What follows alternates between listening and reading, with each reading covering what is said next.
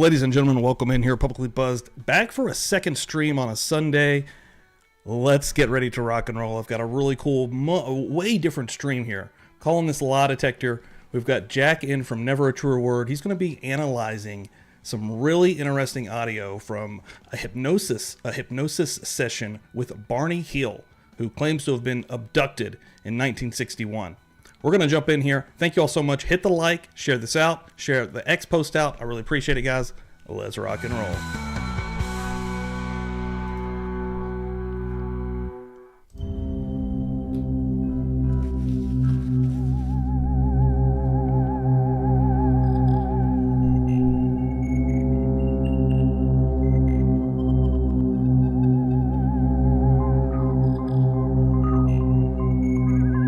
Let's rock. Ladies and gentlemen, what is up? Welcome in here. Just as I said in the beginning, this is going to be a really interesting, cool show. I've always been interested in UFOs, UAPs, what they call them now, aliens, otherworldly life, the possibilities. Let us know in the chat also what you think about this. I've got Jack back here from Never a Truer Word. I've got all of his information down below in the description. I think I've also got it maybe pinned there in the chat as well. Give him a follow. This guy is awesome. Yeah, he calls himself the lie detector, and this is the best way, especially from something this old of a hypnosis session, to kind of get some analysis on to see exactly what we think's going on. Before we get in here, I'm not going to go into incredibly deep detail. We're going to discuss it, but just to kind of just paint the picture just a little bit. Barney and Betty Hill were heading. They were on the road in 1961. This happened in September of 61. When they see something kind of following behind them while driving, and they were on their way back from vacation at Niagara Falls. They see a bright light in the sky, and Betty is basically trying to convince Barney or to even take a look or to see what the hell it is. And what we're getting into here again is hypnosis session by a psychiatrist that put Barney Hill under. And we're going to go from there. Without further ado, let's get Jack in here. What's up, dude? Hey, thank you for having me on. It's great to be here. Thank you for coming on. First of all, I'm excited about this one. Well, this is a wild one. You went, do you want to come on and talk about UFOs? And I was like, yeah, all right. And then I was so excited that you jumped on this, man. The whole UFO, the paranormal thing, the language used to describe that really interests me. But then you went, so this is what I'd like you to do. It's a hypnosis session from 1964. And I was like, what? Dude. There's so many challenges in that. And this might be the most unique thing I've found yet while diving into the UFO and the, alien type of sphere, so to speak, because everything is usually there's a video, and usually it's a little bit newer. There are some stuff from the 80s and 90s, and even older than that, but not like this, not under hypnosis. No, and also I listened to this in the car a couple of times the other night, and it was pitch black driving along, so it was dude, like, it's whoa! creepy. Yeah. Like, I was at work actually the first time, working and listening to it in my head, and once it starts getting into some real visceral type of reactions from Barney Hill, dude, I was like, that's actually what made me in that moment go, I have to know more. Like, I have to. It feels real. It feels like this dude is really trying to describe again in a moment what was happening that night. Dude.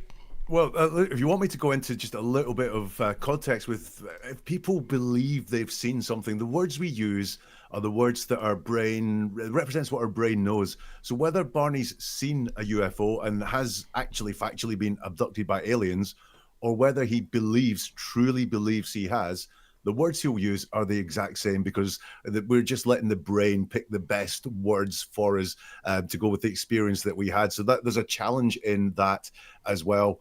So that at the very end of this, the best I could say would be, he believes this. He really, really believes this. But as we go through it, we'll see why I think that or why I don't think that.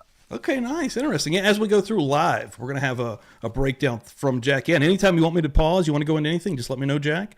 Cool, will do. And everybody out there, thank you all so much for joining in on this one. Again, hit the old like, share it out, let people know that you're hanging out here today with both of us. And like I said, down below in the description, and I believe it's pinned there as well. I think I've got his website pinned there, which you can get to all the socials from there. But down below in the description, everything for Jack. And yeah, we're going to dive in here, man. Can I just give, before you press play, give Absolutely. everyone just something to listen to as you go through this? have a listen to the tenses that Barney uses. Is he talking in past tense or present tense? Because it's a hypnosis section. So we didn't hear the induction to the hypnosis, but quite normally that is you're going back, you're going back, you're going back. Now you are at the time that this incident happened. So tell us what you can see, tell us what is happening. So you'll expect it in the present tense because he should be either picturing it on a screen in front of him or picturing it as if he is back there actually experiencing it again. So listen to the tenses that he uses when he talks. Also, which is really interesting to me, just as we go through this, listen to the different ways that he talks about men and women. He talks very differently about different genders. Okay. I did notice, actually, while I was listening, I don't want to give anything away just yet, but as we were going through and the psychologist that's doing the hypnosis session keeps coming back to his wife, Betty, and the way he kind of like, I'm not going to give anything away just yet, but I kept noticing, I was like, Yeah. There's something very interesting in Betty. There is something interesting there. And it's also, I'm glad that you know that because, anytime I've ever seen any kind of hypnosis thing, you do see the very beginning where they're like taking you back and it happens kind of slowly. And we're kind of jumping immediately into the questions of this. Yeah. So perfect. All right, man. Yeah, let's jump in here. And anybody, I was warning people, don't listen to this before tonight's show. I don't want it to be ruined. You want to do this one live with us. So, all right, let's get in here. Let me make sure I got my sound right. And yeah, this is very interesting, guys. We go deeper and deeper, deeper asleep, far asleep, deeper and deeper, fully relaxed, all muscles are relaxed, you're comfortable, relaxed.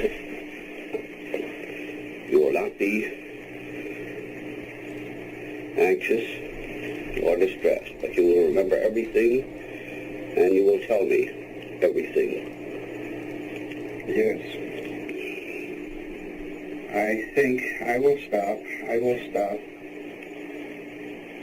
And I have not stopped. And Betty said, look, there's a star moving. And I look and I see a star. Funny. But I said, Betty, that's a satellite. We are seeing a satellite. And then I pulled over to the side of the road. And Betty jumped out her side, on her side, with the binoculars. And I got the chain.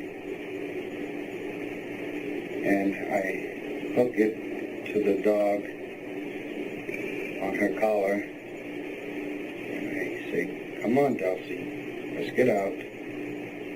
She jumps out, and I look toward the sky, and I look back to Dulcie, and walk her around the trunk of the car,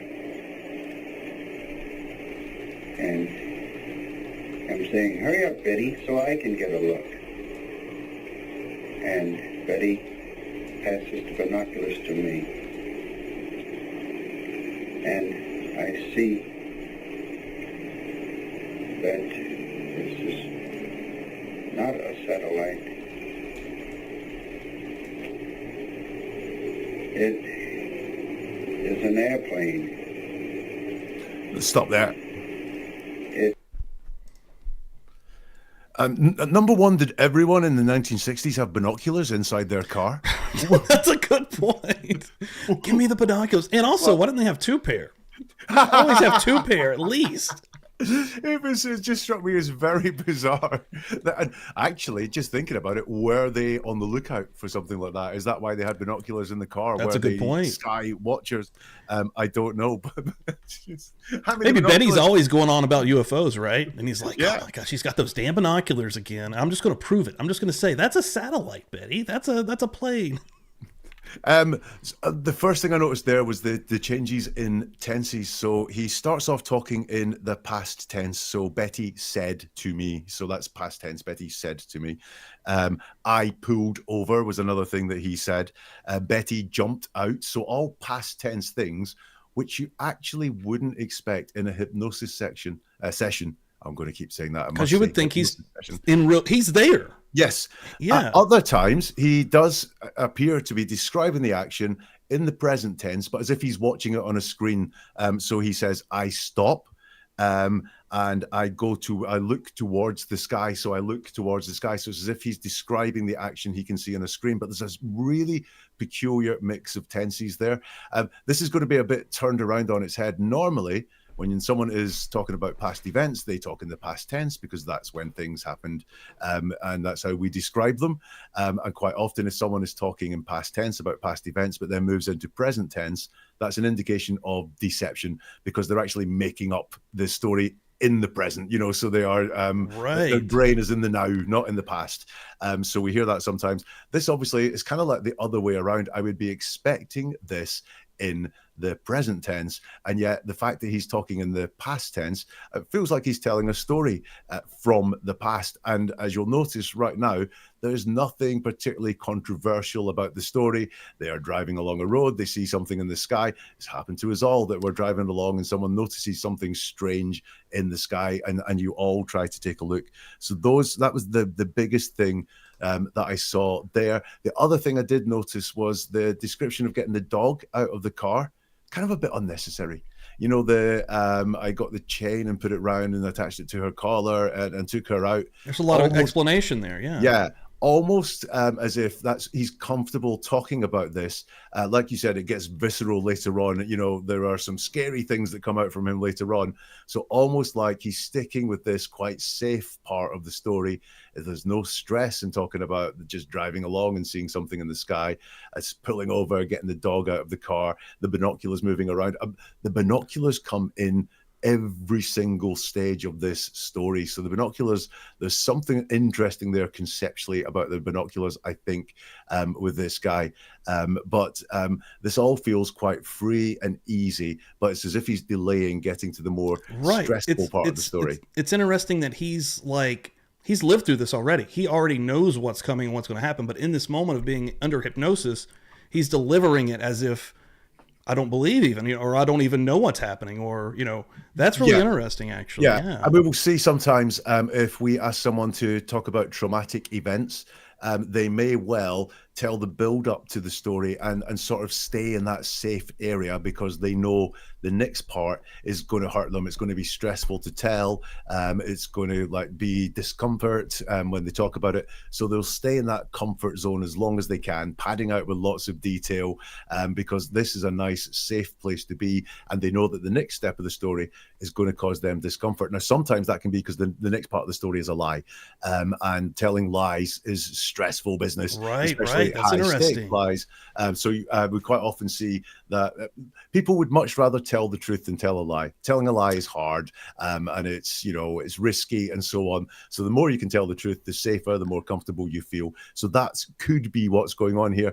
He's delaying what's coming. Is that because it's going to cause him stress? Because wow, it was a horrible traumatic experience that he doesn't want to relive, or is that because the lies coming in a little bit later on, and I'd like to stay here with the real easy, truthful bit about driving along and spotting a satellite in the sky. Yeah, because I mean, a lot of times, if someone is going to be telling a really bold, crazy, wild lie, something that will be emotional as well, they're gonna want to stay on the outlines of what's truth more than not, right? Because if you're gonna have to dive into where that lie's at, that's when you have to start acting. That's when you have to start putting on what should I be acting like, right?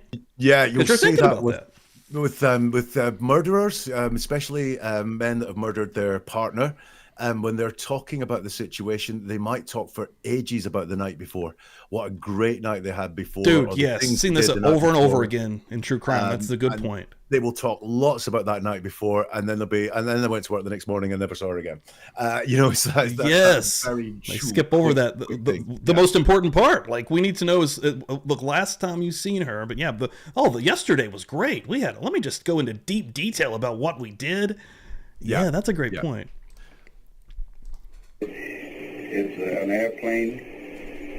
You can see, I think, you can see the rows of windows, and it is an airplane, and I palpated this, and give the binoculars back to her. And I am satisfied. And I drive, and Betty is still looking, and she says, "Barney, that is not a plane. It is still following us."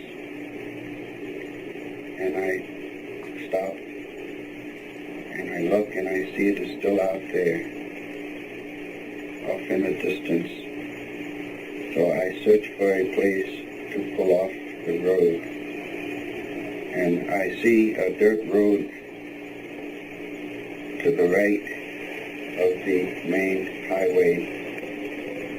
And I think this is a good place I can pull off. And if any car comes... Do you think there's anything interesting about his cadence and how he's kind of telling the story? Because it's almost like he's robotic, like... Well, that's kind of what I would expect in hypnosis. Okay. If it was a deep hypnosis, and that mix of tenses that he started with makes me think, is he actually hypnotized here? But you would expect in that hypnosis that there would be that sort of relaxation. Some of the suggestions given to him before the hypnosis would probably be about, you are in a safe place. I'm only going to ask you to see what you can see, but you're not actually going to be there. This cannot hurt you. This cannot cause you fear. So that may just calm him down. That makes sense. Just a couple of things about that part, seeing as we've paused here. Yeah.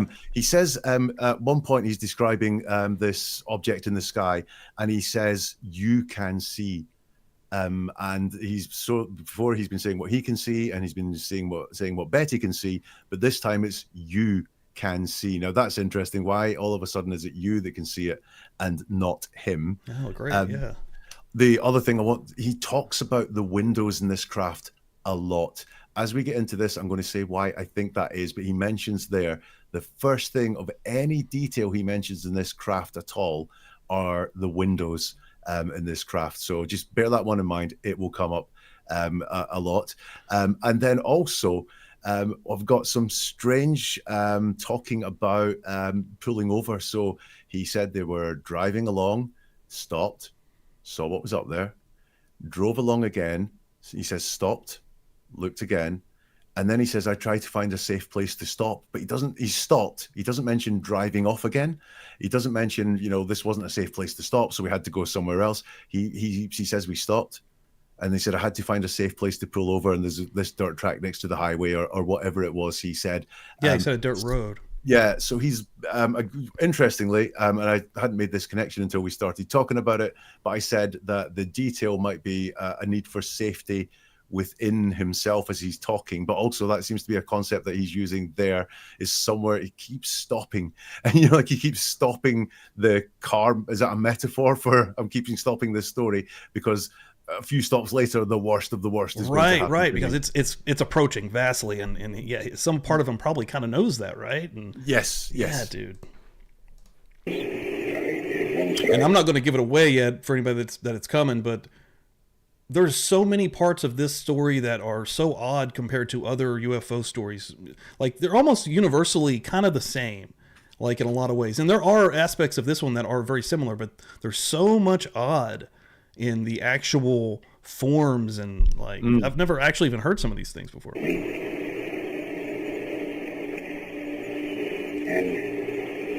I am thinking,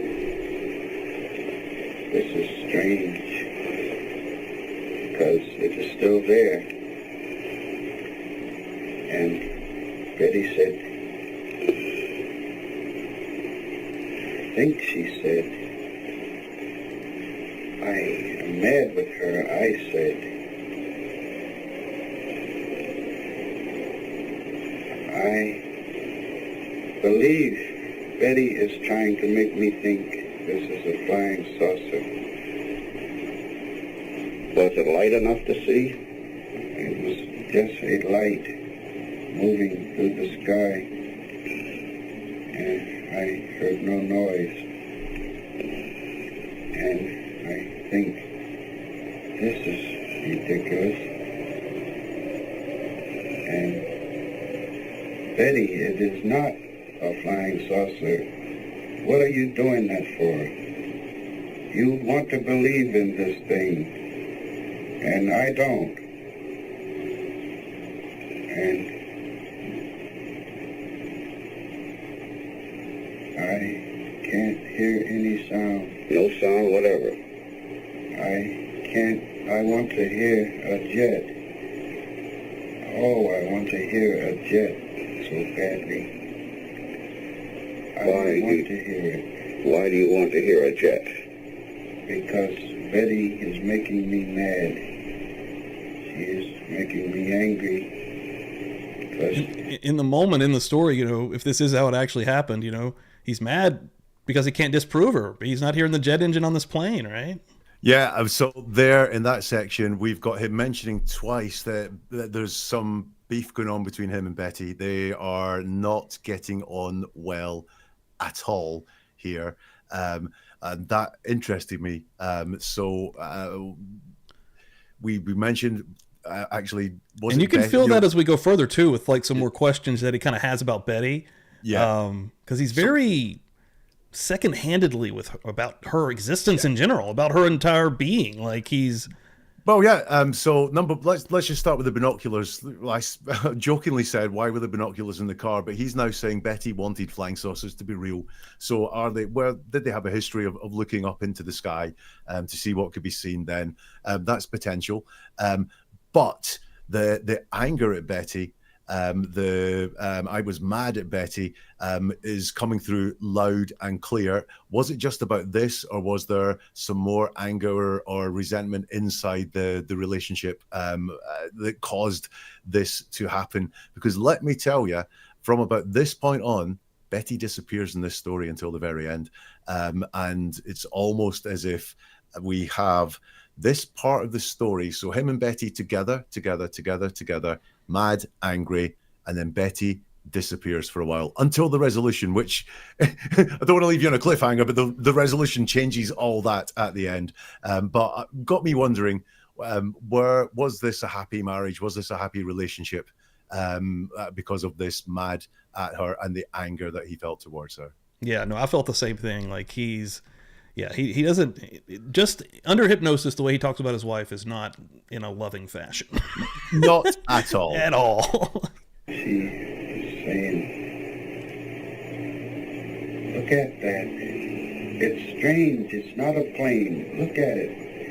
And I keep thinking it's got to be. And I want to hear a hum. I want to hear a motor. How far away was it? It wasn't far. It was about 1,000 feet, I guess. 1,000 feet. 1,000 feet. Did it go back and forth, or did it go in circles like a plane does? It would go toward the west, and without looking as if it turned, it would come straight back. It would go like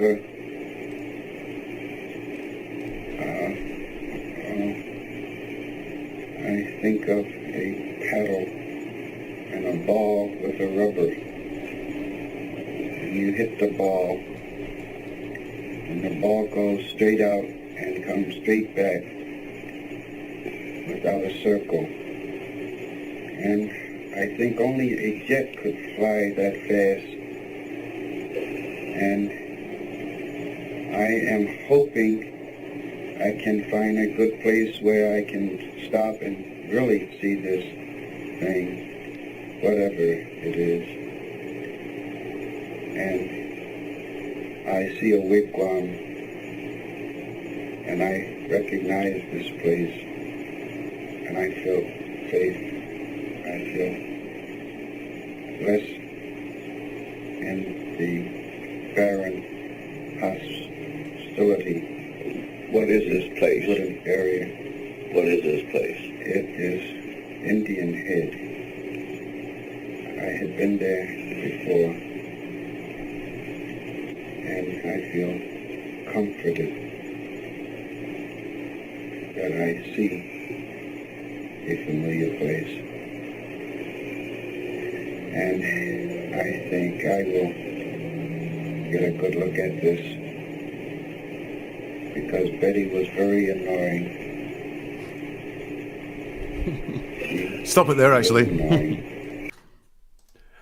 We had past tense there. Betty was very annoying. So I don't believe he's quite in hypnosis, but I do believe that he did not like Betty very much at the time at all for some reason.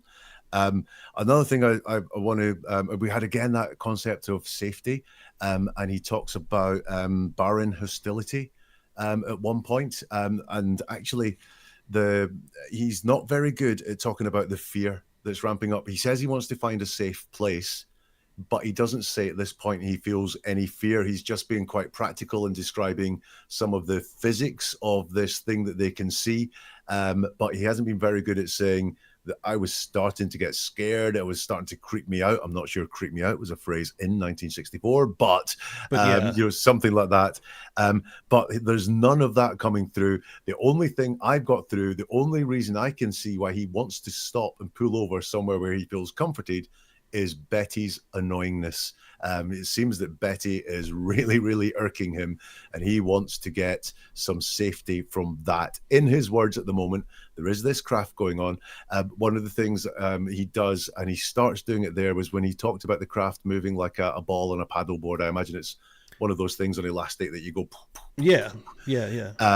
So often in this supposedly story of another worldly experience, he uses real world ways of describing it. Almost everything that he talks about can be brought back down to the real world. Now, part of that is expected. What are we going to do? Are we going to say, like, I can't describe what it was? We will try our best to give a approximation as to what it was. But at no point does he ever say that he saw something that he cannot describe, or is completely, to use a great word, completely alien to him. And in his experience, there is always a parallel between something that he has seen and experienced before when he describes these things. Interesting. That's a good point. Yeah, because he's kind of describing it as moving, like you said, like a ball on a paddleboard. Yeah, and he's in the part that's he's kind of, you can kind of, in my opinion, that he's kind of getting freaked out by is the only thing he's even mentioned yet, because he's not given any credence to anything yet, is the fact that this thing didn't have any kind of, it didn't turn like a normal airplane would, right? Yeah, that was what he was kind of referencing the straight back and forth with is kind of a classic UFO type of terminology with it. They go really fast and they go in a straight line, and they're like that. So normally when you hear that, they disappear. Like, so he's seeing it. So he's almost describing as like it's just doing that in front of him. Yes, but again, he's not massively clear on what it is he can see. Right, nothing yet. Yeah, one of my tips that I give is when someone has experienced something, then they have the language to describe what it is that they've experienced. It's an authentic language. And when we translate that into words, our brain doesn't even need to put any work in. Our conscious brain doesn't need to put any work in. Our subconscious brain that has experienced just goes, here are the words that go with that thing we experienced, sends them to the mouth, and out they come. When we are being deceptive, that is when we don't have those authentic words. So we have to make those words up. Our brain has to do some words in. What is it I want to say? How do I say it? Right, I'll send those words out. So if someone's telling you something and you find it really easy to create a mental picture or just understand what it is that they're describing, that is an indicator that there's a lot of truth going on there. When you find it hard to picture, like I find it hard to picture because he's now at his third kind of pulling off the road, like I want to find somewhere safe, I've stopped. I want to find somewhere safe, I've stopped. Oh, I see somewhere I could pull over. Well, what's going on there? You haven't really convinced me that you experienced this, because it wasn't, I stopped the car in the middle of the road, look up, and want to find somewhere safer to stop to have a better look. He didn't say any of that. Exact same right now with his description of the craft. Is it behind them? Is it beside them? Is it? That's a good point. I have no clue. Yeah, I don't know where that craft is and what it's doing. That's a good point. Yeah, being very vague right now. By telling me look, and I can't look. I have to drive the car. I want to wake up. You're not going to wake up. You're in deep sleep. You're comfortable, relaxed. This is not going to trouble you. Go on.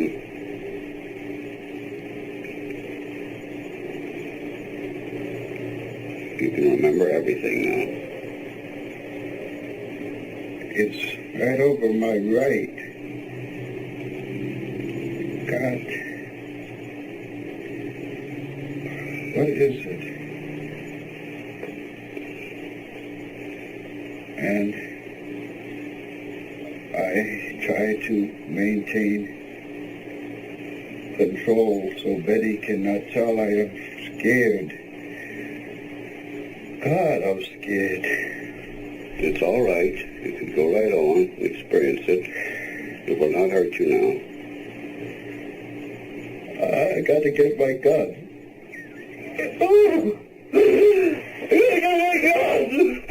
All right. All right. That's all. Stop.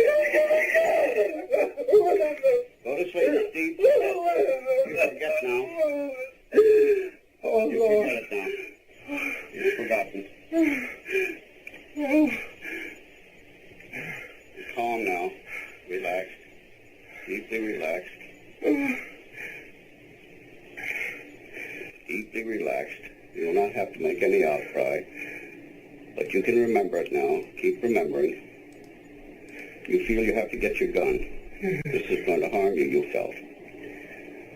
I opened the trunk of my car. Did I get it? Did I get back in the car? All right. Just keep reasonably calm. Then I put it in my coat. And then I get out with the binoculars. And it is there. And I look. And I look. And it shifts over. And I think, I'm not afraid. I'll shoot it down if I'm not afraid. And I walk out, and I walk across the road. It's a good point to stop There it is there. up there. I mean, this was your favorite bit of it. So do you want to talk about what you heard there? Yeah, man. I mean, to me, in that moment when he freaks out and has a visceral scream, he's kind of approaching it as like, because what we've talked about the entire time before, he's not really telegraphing what he's feeling yet. He's really kind of hiding away from it, right? Until all of a sudden, in this last bit, he's talking about, he's even saying the same things he's really been saying. We're just driving along, but now he changes it a bit, right? Now he's wanting to not let Betty know that he's also scared. And then that's basically when he goes into having this, fit. Yeah. Well, he says, I try to maintain control.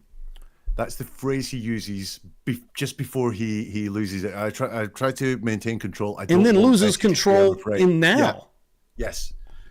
And that the phrase that he uses going into it was very interesting to me. Control over what? At first glance, it's like over myself, over my reactions. Is he trying to be the man? I'll protect you. Right, I'll look after you. And that is kind of that's sort of the time period. I mean, yeah, but it would probably still happen now in a lot of cases. That's true. But certainly, of the time period. I got real fear there because he does use the word, I don't want her to see how afraid I am. It's very believable. It's very straightforward the way he says it. So whatever was going on, he was afraid of something there. And that losing it, again, I almost feel like the outburst was self-protection again, because I know what's coming next, and it's the encounter with the aliens.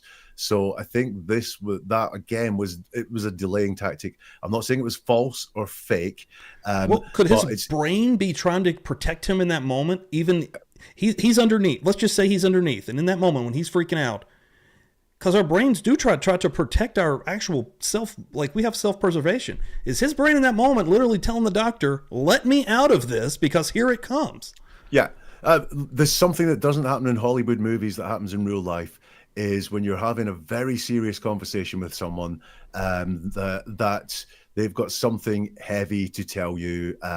They will break down in tears and sob for a long time and then tell you the thing they have to tell you. It's very rare that it goes the other way around. I have to tell you XYZ, lots of crying. It's because you're so emotional leading up Yeah. to this huge moment, this Yeah. huge release. You know it's coming. You know what's going to come. Maybe it's almost like your last moment of freedom before you say the bad thing. All the tears come, all the emotion comes out, and then the words come and follow. That's the pattern that this seems to be following here. Super interesting, dude. Yeah. This analysis is amazing right now. Oh, God damn it. Even just the chance to like further discuss it, right? Just to like, yeah, like it opens up new lines of thinking, dude. Like, So fascinating. This Dude. is so fascinating. Calm down. Calm down. It's there, but you can see it, but it's not going to hurt you. Go on.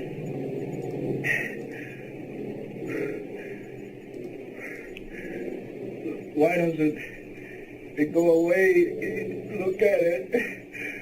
It doesn't matter. Calm. It's not going to hurt you. It doesn't matter. The captain, what is he?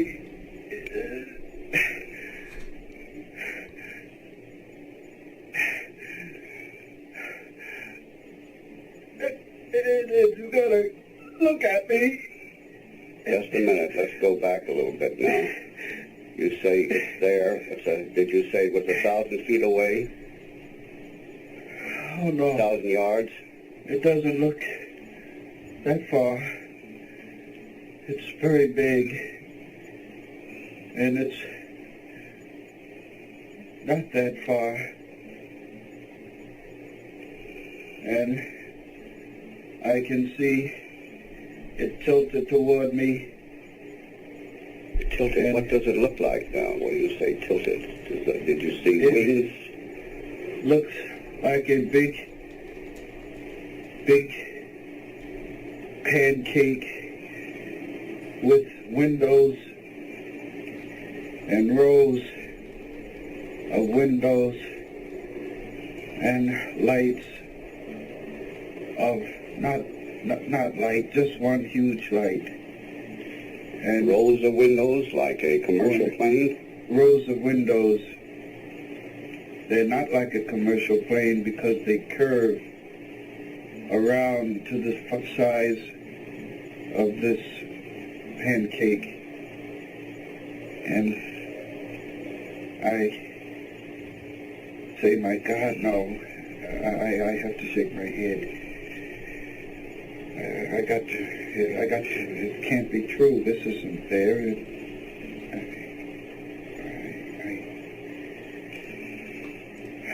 Oh, it's still there. And I look up and down the road. Can somebody come and tell me this is not there? It can't be. And it's, oh, You're still asleep, but you can see it all clearly. it's there. You sure it's there? Yeah, You weren't having a dream? it's there. You'd had no sleep that evening? I touch my right arm. It's not my right, it's my left arm. And then I touch my right arm, and it is my left arm. I'm confused. You're clear now. You're relaxed. It's still there. If I let my binoculars fall and dangle from my neck and then start over again, maybe it won't be there. But it is.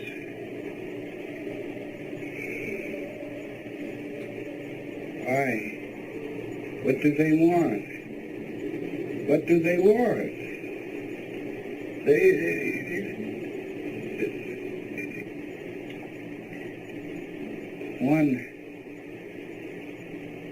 person looks friendly, he's friendly looking, and he's looking at me over his right shoulder, and he's smiling.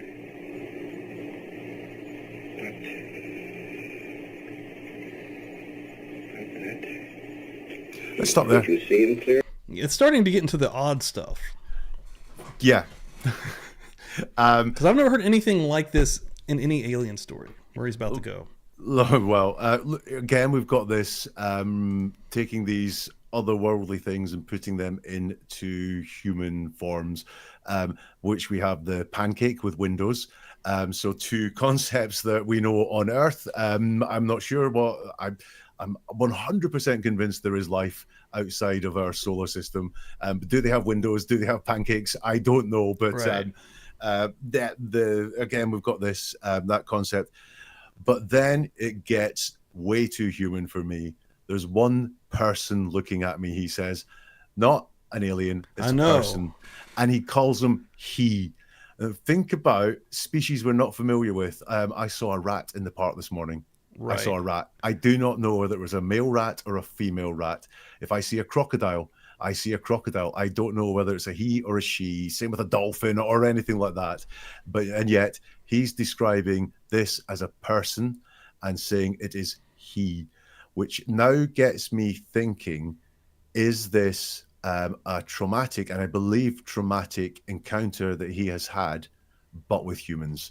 And for whatever reason, maybe it's an embarrassment of what's happened, or maybe he's so traumatic that he's misremembering what's happened, or would like to just explain it away like this.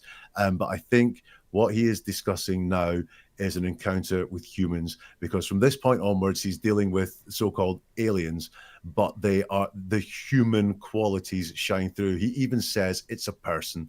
He says they were smiling. He says they have shoulders. That's an interesting way that you put that, because I never really thought about it like that. In my head, when I'm listening to this the first time, I'm thinking these aliens have taken on a different form. They're wanting to appear to him like human. But to what you just said, I think that even makes more sense, because under hypnosis, in the moment, he's still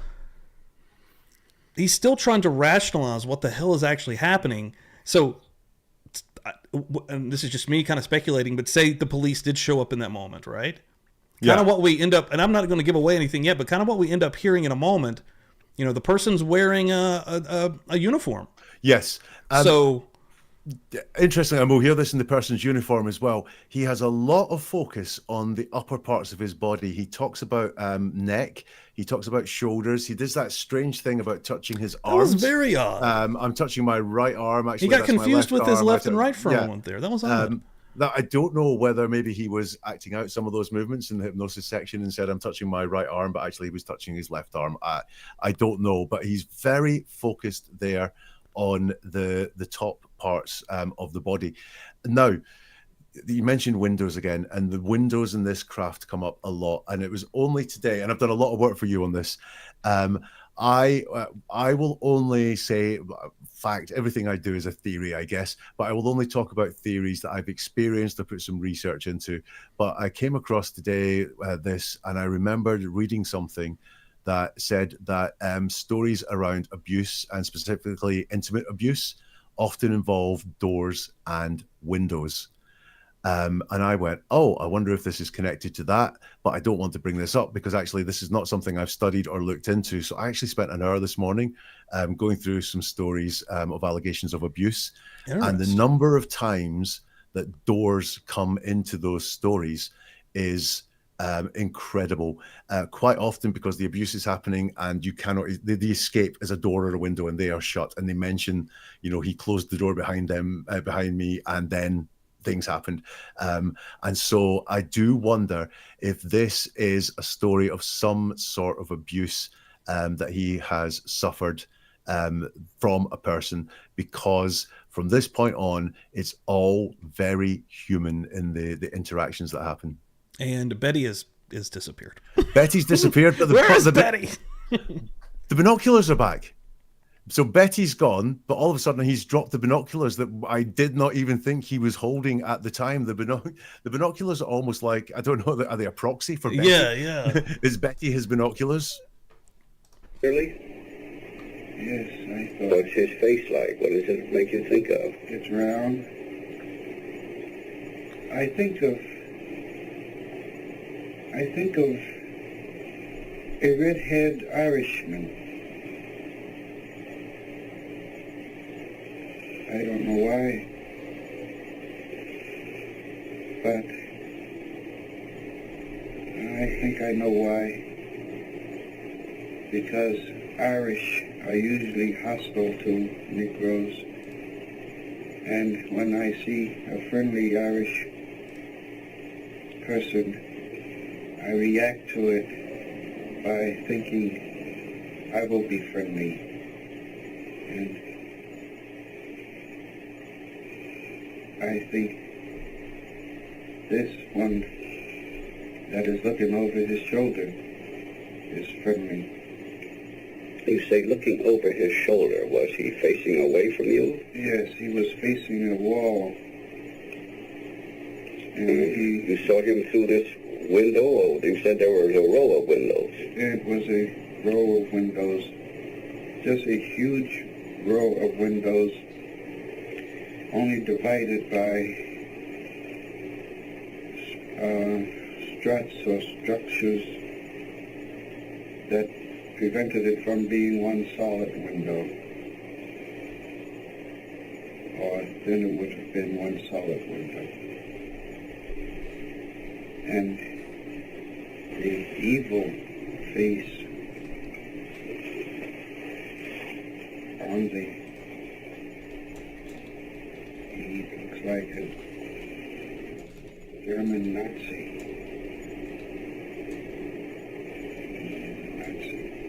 He is not. Did he have on a uniform? Yes, What kind of uniform? it was black.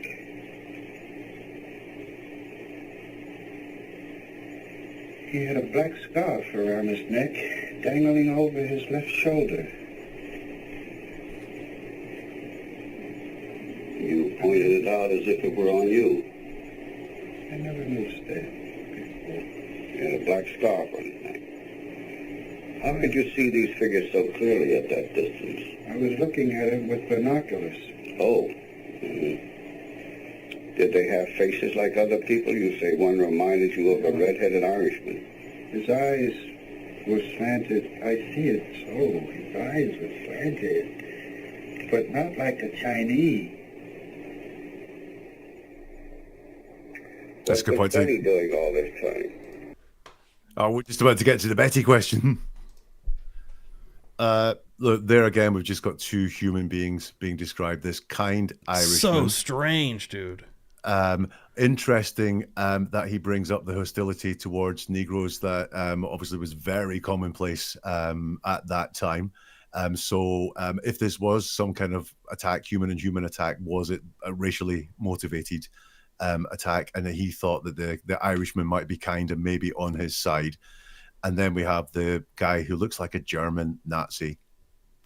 Straight up says Nazi, yeah. Yeah. So you're in uniform, so you're picturing an SS soldier. Yes. Again, the scarf around his neck and over his shoulder. Very much this concentration on the top part of the body as well. Did you notice when I spoke about abuse and the windows and no escape? He said it was one solid window. He said he thought there were struts there, but it was one solid window. That would be, to me, a window that there was no escaping from. That the safety was hard to get to if you had that window there.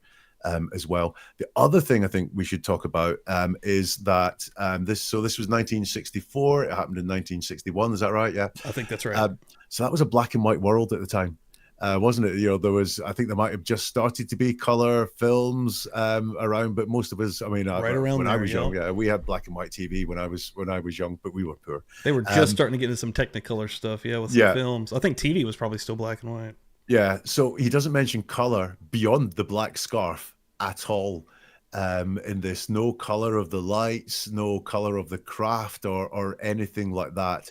And so I do wonder if some of what he's trying to say has been influenced by movies or TV programs or something like that, because he doesn't bring us a technicolor, bright blue light in this craft or anything like that. It's all very drab in his description. So far, he does bring color into it later, though.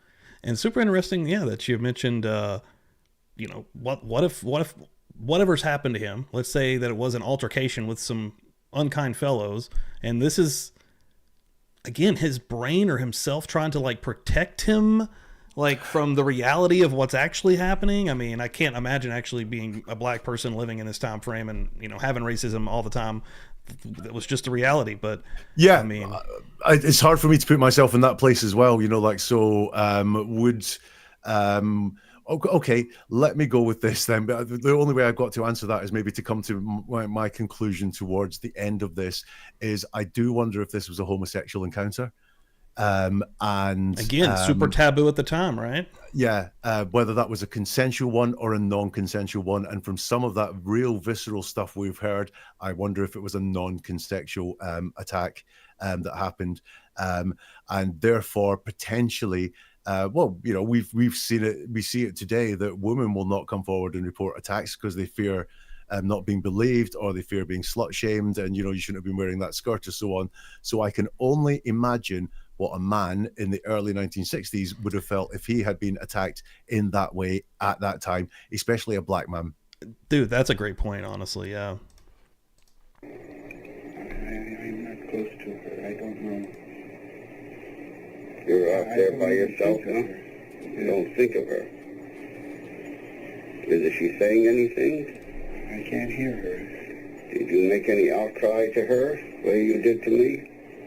I can't remember. I don't know. I did not.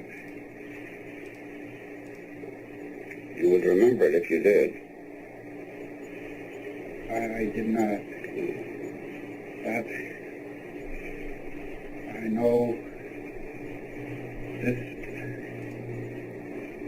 this creature, this leader is telling me something.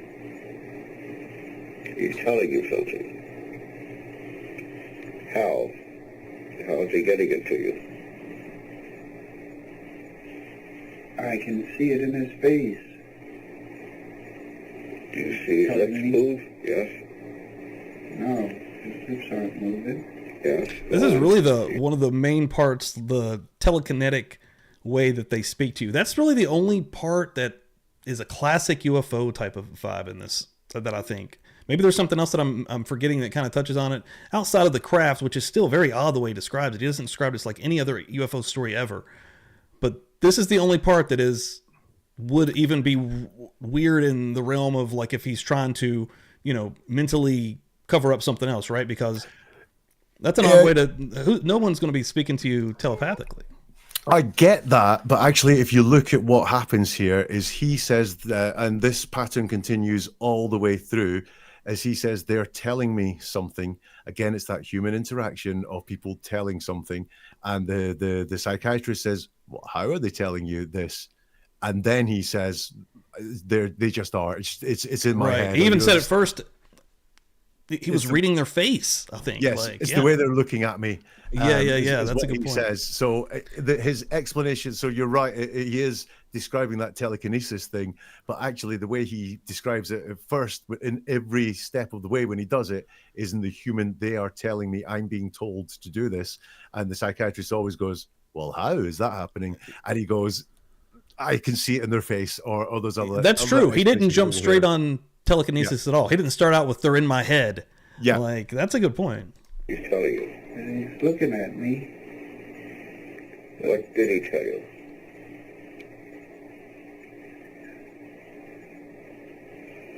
Stay there and keep looking. Just keep looking and stay there.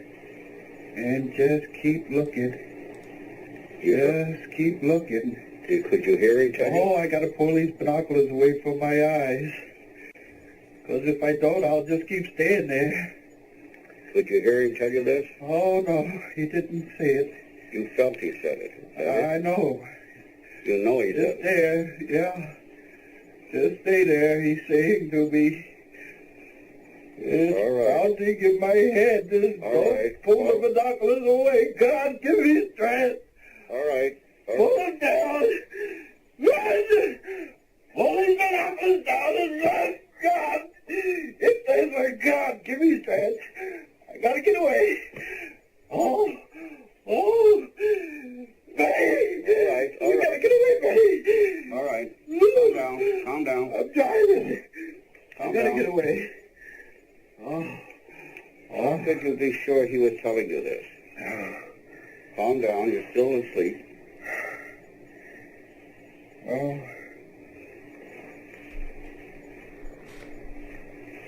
How could you be sure he was telling you this? His eyes.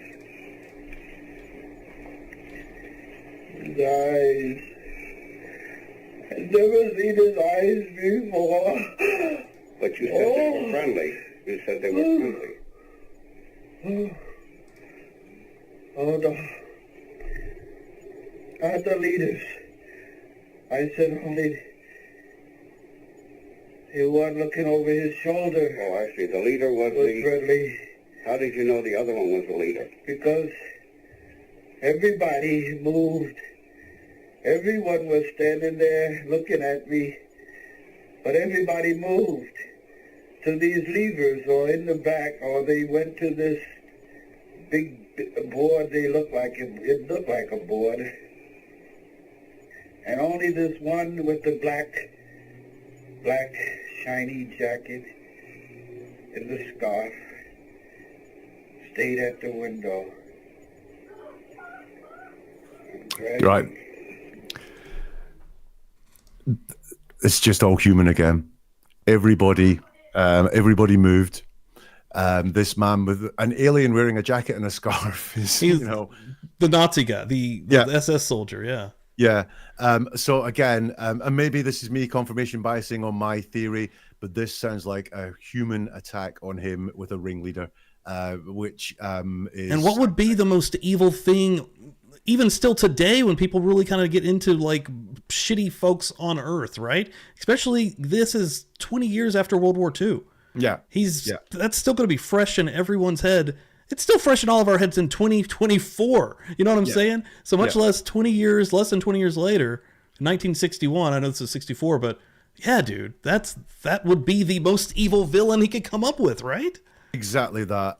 He talks about, I've never seen his eyes before, which again is just such a human description again.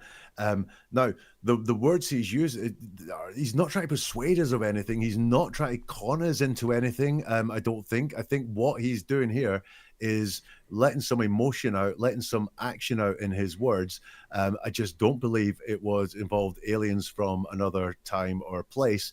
I think it was very much what he's going through here is some sort of human interaction, and really not a nice one for Barney. Interesting, dude. You going back into the car now? Yes, You put down your binoculars, did you? I got him down. Yes. And you got into the car. Did you speak to Betty? Getting a hold of myself. I'm saying, hold to myself. Don't panic.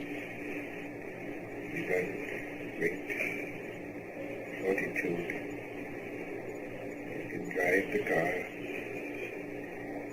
And I told Betty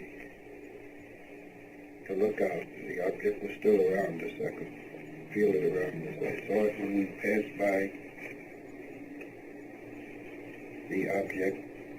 When I got into the car, it had swung around so that it was out there. I knew it was out there. Yeah, it's out there. But I don't know where.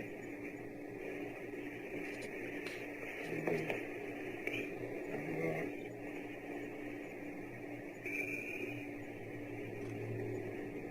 It's funny. Yeah. Speak a little louder. I know. Route 3. Oh, those eyes. They're there in my brain. Oh, please. Can I wake up? Stay asleep a little longer. Oh, We'll get through this now, all right. We'll get through it, all right. All of your feelings, tell me. It won't upset you so much. they're there. Isn't that funny? Oh, the woods. Yes.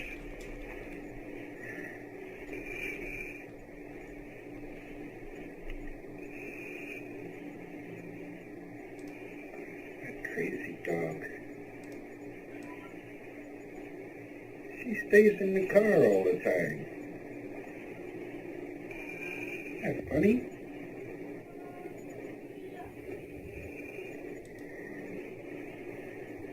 She stays in the car. She doesn't bark, do anything. And she just stays there. What about Betty? I don't know.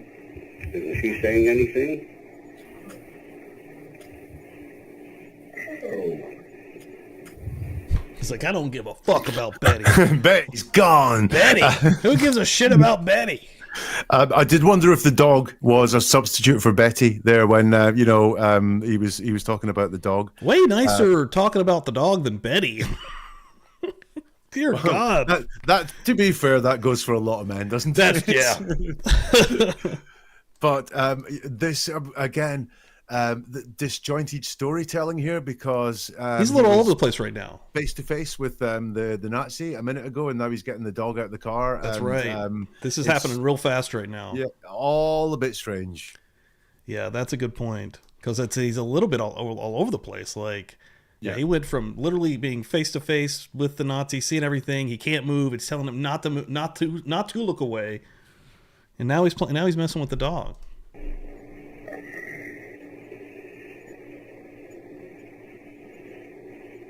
I don't understand. Are we being robbed? That's interesting. I don't know. Especially everything I've heard you talking about. Like, that's an interesting. Are we being robbed? Well, again, that just strikes me as one of those situations where I think we've all been in them, where you feel a little bit up against it. There's something weird is happening, and your thought is, am I going to be robbed here? Right. No, I've definitely been there. 100%. I've actually also been robbed before. I was robbed at gunpoint once at a Subway. Oh, great. It's exactly that. Again, it feels like this human on human type attack. I know, again, this is speculation on this, but potentially when I was talking about some sort of homosexual encounter, he was with another man and another group found them or something like that. Yeah. And maybe at that point, especially in 1961, being robbed is the better alternative than what could happen next. Absolutely. Yeah. I'd kind of forgotten about What that. makes you think you're being robbed? He doesn't answer this question.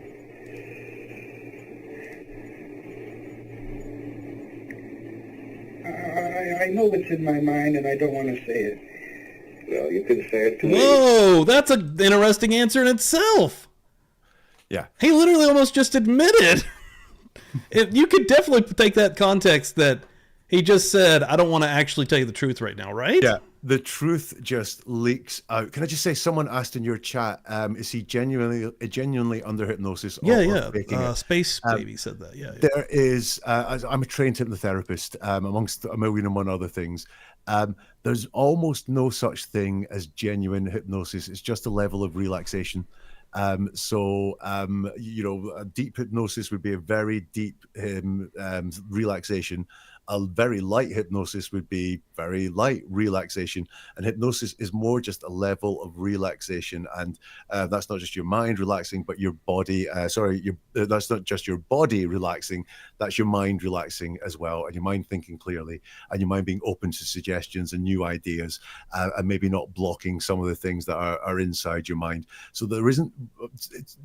I've always been so intrigued by hypnosis because I kind of think it's bullshit to an extent, but I've also seen some stuff, dude. Like, yeah, it's so forget stage hypnosis. That is mostly that's people playing along. Here's one for you. So you know these folks that go around the country, and maybe they're in the UK too, or I would imagine they set up these deals where they can tell you they can make you quit smoking.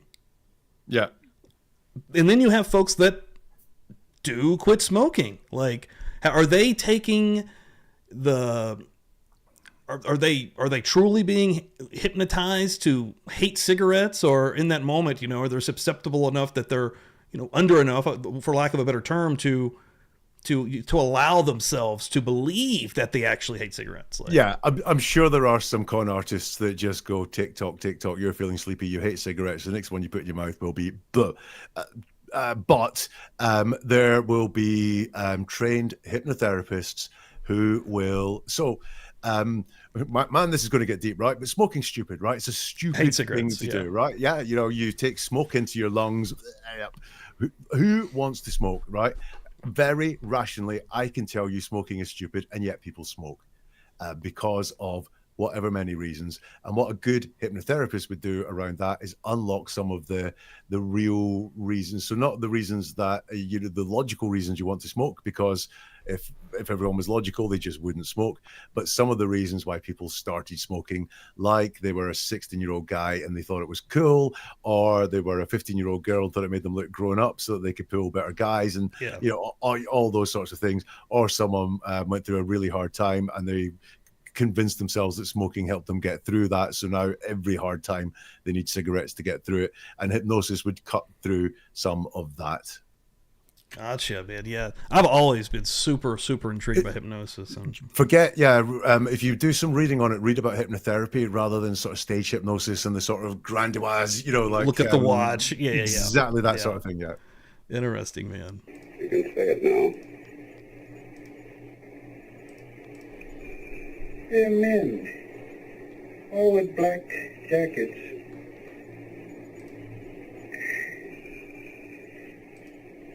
And I don't have any money. It's a good question, Brendan. I don't have anything.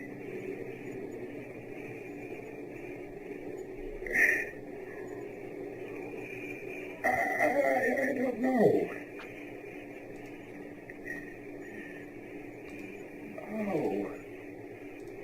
Oh.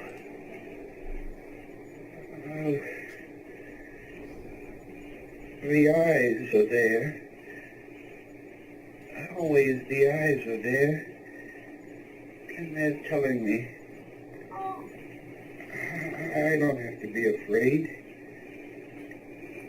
Is there an accident down the road? What's the red? The bright red. First time I've heard him say that. Yeah.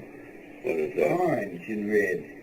Where is that? So that makes me think he opened that up with, is there an accident down the road? It seems like he's seeing emergency vehicles. Yes, exactly that. I don't know why. It's the first time he's mentioned colors. The red and the orange are certainly a different color from black. But I think the way he talks about it makes me think that unusually, if you saw emergency vehicles, you'd think there's trouble ahead or something bad has happened. But the way he talks about it, it's almost like there's safety in these emergency lights. That's a good analysis also, because especially if he's moving along from a traumatic event, right? And then he sees some lights. Right down the road. Down the road. And I don't have to be afraid. But they won't talk to me. Who won't talk to you? The men. in the vehicle? Seems like that seems maybe some racist issue, possibly, right? Yeah, it's so what I got there was number one, he talks about the men again, so that is again these human qualities. But number two is that I can see the police, basically, let's just say it as it is. I can see the police, so I don't need to be afraid, but they won't listen to me. Yeah. No, they are standing in the road. And where are you? You're in the car? No, I'm just suspended. I'm just floating about. Oh, how funny. That came out of left field.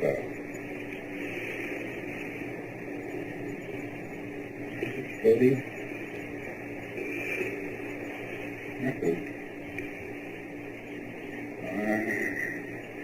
I want to get back to the car, but just floating about. You really floating about, or is that the way you feel? The way I feel. You're still outside of the car? No, You're in the car. I'm not in Yeah, the he's car. confused I'm here. not near the car. I'm not in the woods. I'm not on the road. Well, where are these men? I don't know. On the road. I don't know. I'm just floating about.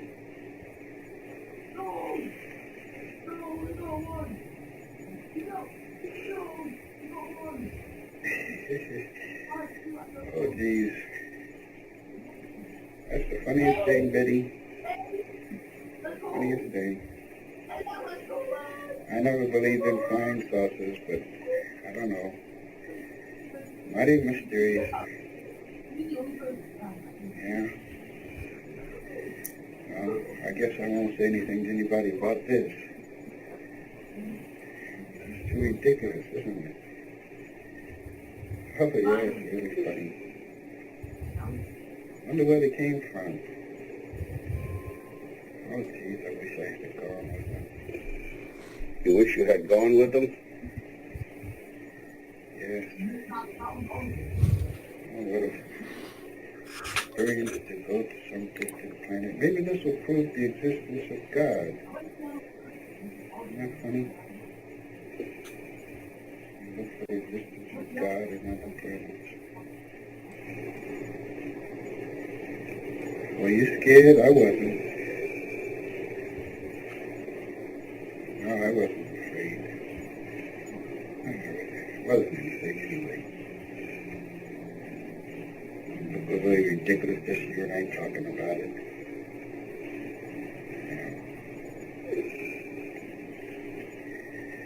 Yeah. Well, we're getting into Portsmouth a little later than I expected.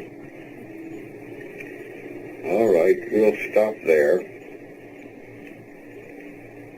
You will be calm and relaxed. You will forget everything that we have had this period together until I ask you to recall it again. You will forget everything we have had now until I ask you to recall it again. You may wait now.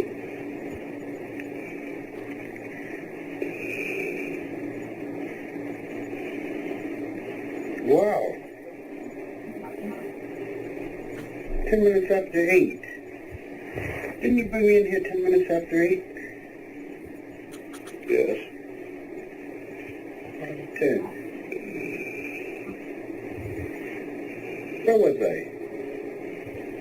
Been right here. Me. Where's my cigarette? Was I about to reach for a cigarette? Look that way. The first person to go to hypnotist and want a cigarette after the session. That's true. Have one.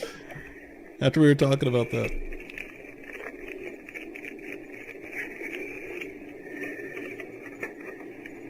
I thought I was coming in here and you asked me to take this seat, this chair. And then I was going to reach for a cigarette. But I never reached for it. So how do you feel? I feel fine. Good. happened here? I know you put me into a trance. I know the purpose of it, but I don't know. That's all right. We'll continue this next week, a week from today. So just pause it there, because we're going to get into the very interesting part of the encounter. Things I noticed there, he talks about the woods. Now, he hasn't mentioned the woods before, but again, where would some of the attacks that I've been thinking about likely to take place outside of a town would be in the woods? And also, he says, I'm not going to tell anyone about this, which again suggests it was some sort of embarrassing attack. Yeah, that all makes sense. I saw some people in the chat actually saying, or I'm not sure that's exactly what they were saying, but it got me thinking, did Betty disappear because she was also attacked by people? If it was some sort of racially motivated attack, yes, potentially Betty was taken off one place, he was taken off another place. It's a really good thought. And I guess, especially at that time. And they are an interracial couple. Oh, really? They're an interracial couple at this time as well. So I'm sure harassment was a reg. Yeah, some very interesting thoughts around that then. Although the end we're about to see, that's not going to be explained by anything that I've said whatsoever. It's a very, very strange ending. Yeah, we're going to get into the conclusion of this. Thanks, everyone, for hanging out. Really appreciate it. Like I said before, all of Jack's stuff is down in the description below. Make sure you're following him. And, yeah, this has been so intriguing, dude. Slow down the highway. I saw a group of men, and they were standing in the highway, and they came and they assisted me. Okay, who assisted you? These men. They assisted you out of the car? Yeah. That's what you said? Mm-hmm. I am only thinking of mental pictures because my eyes are closed, and I think I am going up a slight incline, and my feet are not bumping on the rocks. That's funny. I thought of my feet bumping on the rocks, and they are going up smoothly, but I'm afraid to open my eyes because I am being told strongly by myself to keep my eyes closed and don't open them.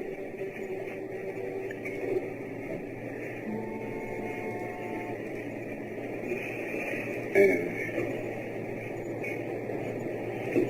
I don't want to be operated on. You don't want to be operated on. What makes you think of an operation? I don't know. You were thinking about this when you were there on the road? I was thinking about this when I was lying on my stomach. Where were you lying on your stomach?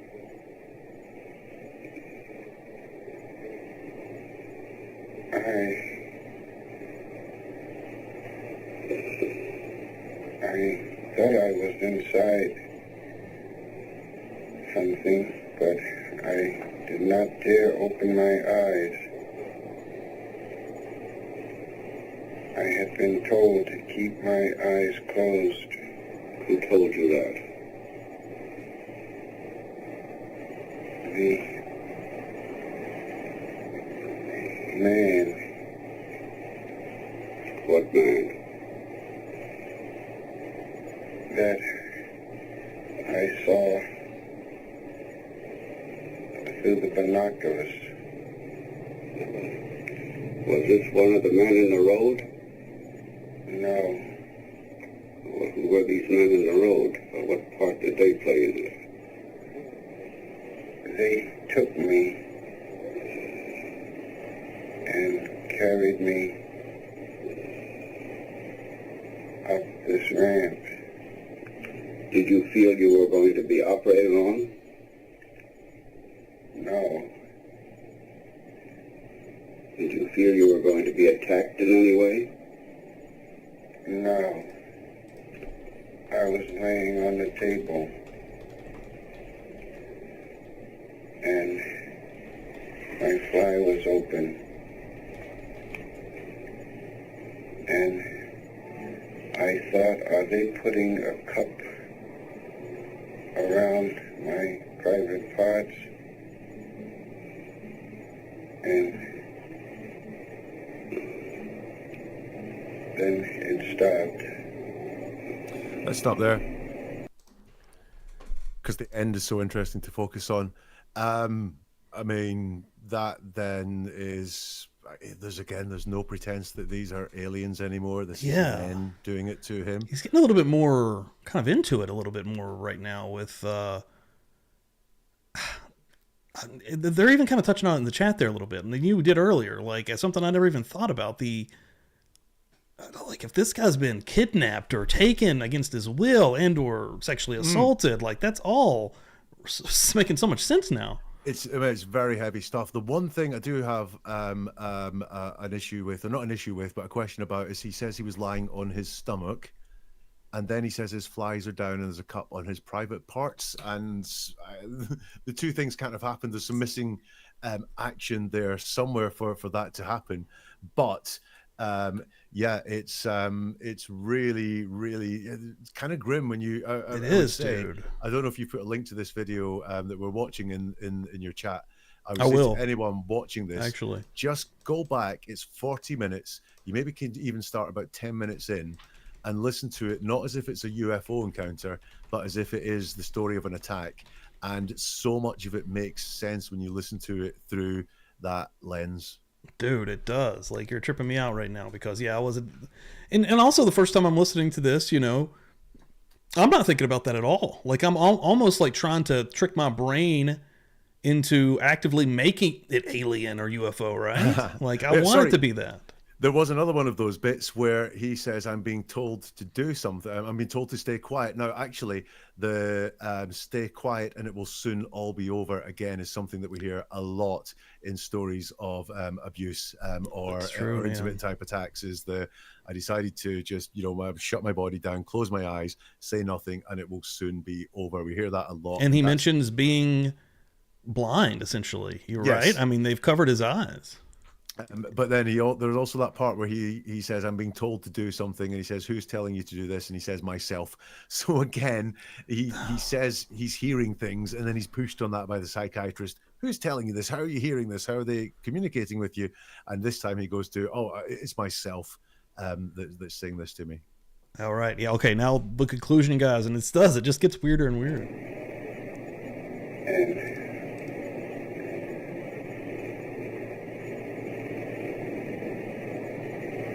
I thought, how funny. Speak a little louder, please. I thought, how funny if I keep real quiet and real still, I won't be harmed and it will be over, and am walking, and I am walking, and am being guided, and my eyes are closed, and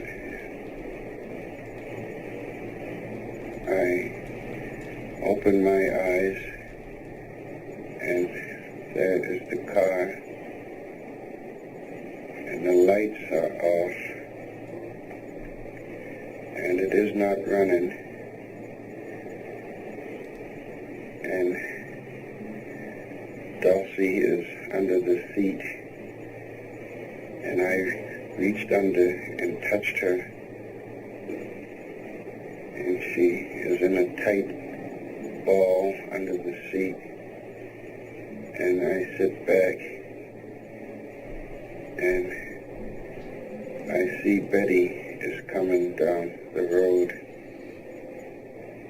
and she gets into the car, and I am grinning at her, and she is grinning back at me, and we both seem so elated, and we are really happy, and I'm thinking, it isn't too bad. How funny. I have no reason to fear. And we look, and I see a bright moon. And I laugh and say, well, there it goes. And I'm happy.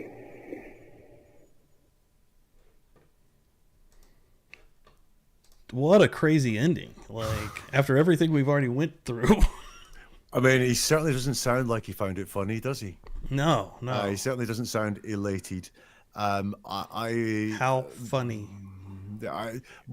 There's only one thing I can think of for the how funny, which I had to look up a bit. But so we use the term gay to refer to gay people now, but gay originally meant happy, joyous. Right. Yeah, so you on. watch old movies, they'll still use Yes. gay in that term. Yes. And the same as queer has become an acceptable term to refer to gay people, because queer meant odd, as in these. It was a derogatory term once upon a time. These Bit people queer. are queer. They're queer, and now it's become like an acceptable term. They've sort of re-owned it. I couldn't use queer, but a gay person may use queer. Well, back in the 60s, he's a bit funny was something used to describe a gay person. It was a euphemism. I've heard that. And funny comprises both. Funny can be, that's a bit funny, meaning odd, or funny can be lighthearted and jovial, and kind of those sort of things. So but strangely enough, that funny thing on my first time of hearing it made me go, is this about homosexuality in some way, whether consensual or non-consensual? Because he describes this as all a bit funny, even though there is nothing funny in his storytelling at all. Yeah. He is annoyed with her. He's mad at her. He's scared. He loses it twice in telling this story. The end of the story is him being subjected to some sort of sexual attack, whether it's by aliens or whether it's just by men and people like he's talking about. And at the end, he says it's all a bit funny, and we were elated. Really strange ending, but that was the only kind of sense I could make out of it. Or is the Betty and he, or just he, has suffered a horrible, traumatic, embarrassing experience that they do not wish to share, but in order to explain maybe why they are disheveled, why they have to show up at hospital, why they were late for something, or whatever it is, they concoct this story to get a win out of a very bad experience. Well, at least everyone will pay us some attention now, or we'll never have to tell our shameful story, as they may see it. I don't think it's a shameful story, but right, they may see it's a shameful story. Yeah, if they're attacked and assaulted, it's not their fault. They have concocted a win. The other thing was, he talked about the men waiting in the road. Again, this goes with the lights in the road. I'm wondering if this was some sort of carjacking ambush that happened to them as well. Yeah. And if they are starting to be, whether they were trailed or they knew who they were, but if it's super duper random and they just come up on them, and then they're racist, and then they found out that it's an interracial couple, and then they continue to assault them further. And sounds like, if we're going to go down this road, it sounds like they've been taken to an undisclosed spot, possibly the woods, and again, possibly actually assaulted. Yeah, if you go Dude, that back makes so through much that sense video, now, dude. if you listen to it and just forget about don't try and make it fit my theory. Just have a listen to it and see if it doesn't make a lot of sense if you listen to a story of an ambush, a traumatic assault of some kind. Dude, yeah, you've blown my mind because it makes way too much sense, actually. Because it is the oddest freaking abduction story I've ever heard. Steve, great find, by the way. It's so atmospheric. You know, here in the UK, it's 10:30 p.m. It's dark outside. I'm listening to that creepy audio, bits of car horns and music and Dude, the you hiss get, and all that. and even in the background of that, you can hear outside of the office. Yeah. Oh my God, dude. Yeah. Which is, you're hearing the 1960s there for real. I love that too, dude. That it adds insane atmosphere to that. Nah. It's great, a great find. It's one of the most interesting bits of audio I've listened to. Well, Jack, man, yeah, I know a lot of the times you cover mostly true crime. Yeah, the way I always phrase it is I look at people in the news. So that could be anything, but crime does come up a hell of a lot because truth and lies are really big concepts in crime. Now and again, I do like to do something a little bit different. So this has been a lot of fun. I'm super stoked that you did this. And yeah, man, hopefully you'll come back on and we can do some more stuff, Jack. This has been really fun, bro. I'd be loved to. But the word master cannot say words. I would love to. Hell yeah, Jack. I would love to do that. That'd be great. It's been so much fun doing this one. Nice. And like I said before, everything is down in the description. Make sure you're subbed up all over the place. He's great on X. He's great on YouTube. And again, he has his own site down there as well. So go check that out. And yeah, man, everybody out there have a great rest of your Sunday. And yeah, great rest of your evening in the UK. I'll be heading to my bed very shortly. Please, yeah. Check out some of that show I was telling you about, The Whackers. Oh yes, the Whackers. Where's my bit of paper? The Whackers. They're all on YouTube. Written down on my bit of. Dude, let me know what you think about that. I'll have a watch. I know Charlotte's in here as well, and I was telling her about it. But dude, thank you so much. I appreciate everybody. Thank you all. Next time you will see me will be Tuesday night. I think we're gonna go back into do a little bit more of the Courtney Clinty stuff as that trial approaches, and with Murder Church. Thank you so much, dude. I appreciate it, Jack, brother. Thank you for having me. Later, guys. This